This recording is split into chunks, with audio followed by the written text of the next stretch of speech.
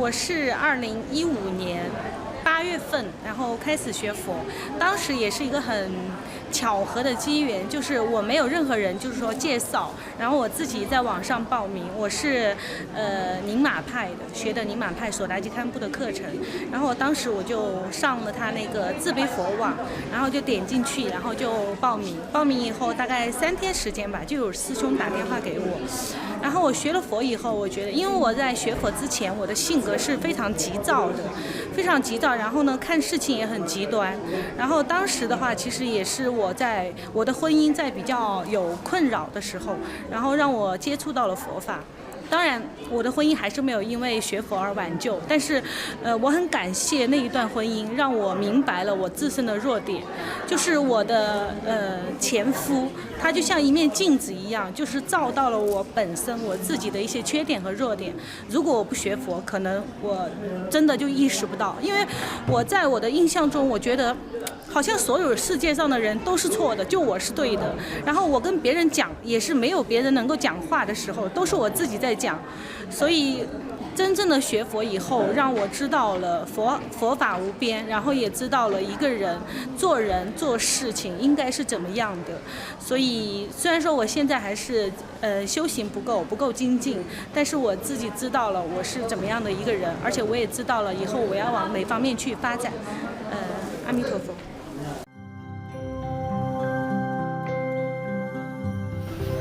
Hi, I'm Deepa from India, and how Buddhism has affected my life is everything has changed ever since I started following Buddhism. My view of life is, I think, grown to a level where I'm comfortable with any emotional state, watching it, and I don't think I have problem handling any situation now. It is not only about the social environment, but also in the personal life. I'm much more calmer, but of course what I understand from the teaching is not for peace and happiness only, but to help others also.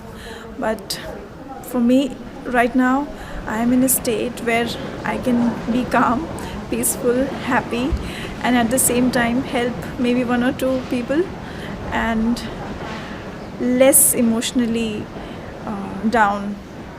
Whenever emotional pangs come, I am able to handle it much better. And although I know very little of what Buddhism really is, but I'm still trying to learn, and hopefully will be able to learn at least something in this lifetime. Thank you.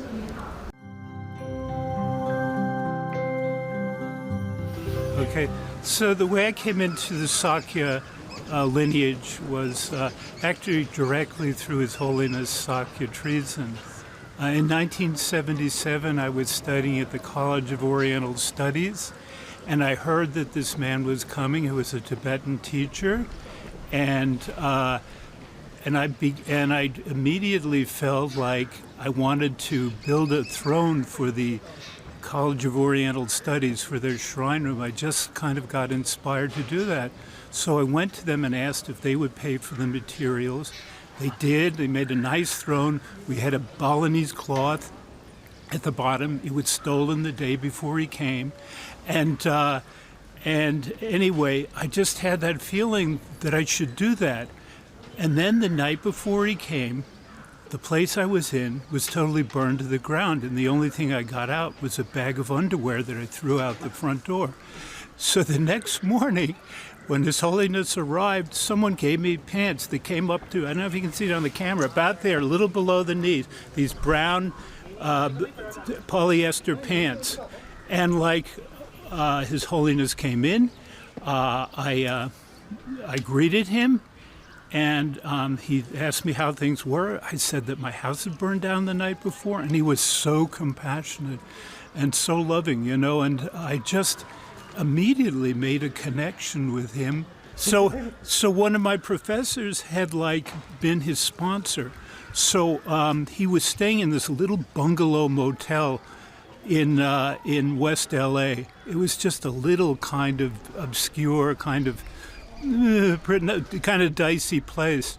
And he was put up there, I went to see him. He came out. He said, "This is a really good place to stay. You can sleep in the back and come out and visit people in the front."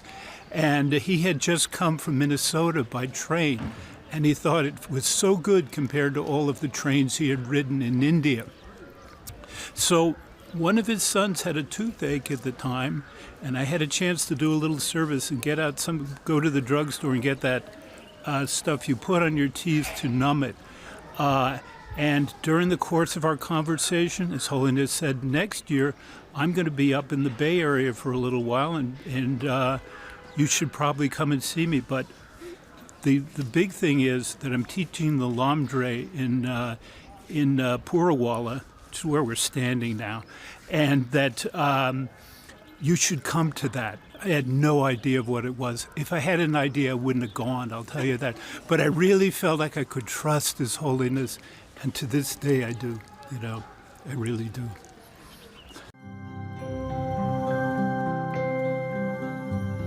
I lived in India for 18 years, and when I was living here, actually I lived with His Holiness Sakya Trizin for many years. And living there, I was actually a monk, as part of the monastery in Rajpur, India. And also His Holiness was there, and then eventually moved when he got married to another house. And I lived in that same house also with His Holiness and would help out doing different things. When Ratnavajra Rinpoche was born, I was there at the house. I used to carry him around as a baby with many other people.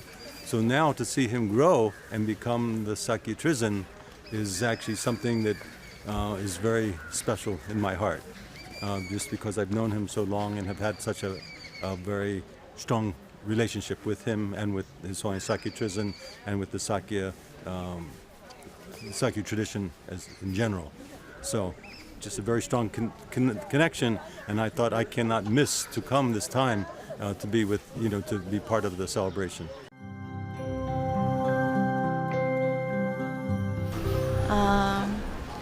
自从学习了佛法之后，我觉得我的烦恼减少了很多，对人事物就是没有这么执着，非常感恩法王仁波切们他们的慈悲教导，我觉得就是佛法改变了我的一生呀，就是希望各位高僧大德长久住世，法轮常转，阿弥陀佛。